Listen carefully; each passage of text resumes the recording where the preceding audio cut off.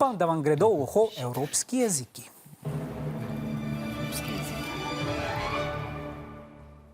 Sedite v kavarni Evropske prestolnice in prisluškujete pogovoru domačinov za sosednjo mizo. Vprašanje je, kje ste? Prisluhnimo pogovoru. Bola si už v obchode? Máš plnú tašku. Čo sa chystáš robiť? Vieš čo, kamarátka príde na návštevu, chcem jej niečo dobré uvariť. A čo to bude? Ja mám tam zemiaky, šošovicu, bravčové mäso na polievku a uhorky a baklaža na šalát, ešte čučoriedky na zmrzlinu. Dobro, še enkrat vprašanje, kje ste?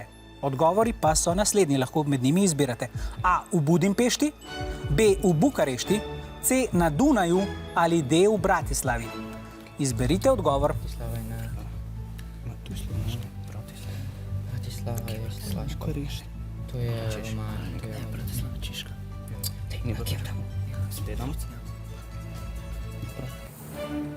Oboji ste odgovorili D. V Bratislavi. Ja, tudi če pogovora čisto nič ne razumete, lahko prepoznate melodijo jezika, poudarke posameznih besed, nekatere glasove, kot so šumevci, in nekatere besede, ki imajo pomen tudi v slovenščini, a ne? Ja. Jezik, ki ga govorijo za sosednjo mizo, torej mora biti soroden slovenščini. To pomeni, da znotraj velike indoevropske družine jezikov pripada skupini slovanskih jezikov. Zagotovo vemo, da nismo slišali nemščine, ki je germanski jezik in jo govorijo na Dunaju. Niste niti v Bukarešti, prestolnici Romunije, saj je to romanski jezik. Madžarščina, ki jo slišite v Budimpešti, sploh ne sodi med indoevropske jezike in bi nam izmed vseh naštetih zvenela še najbolj tuje.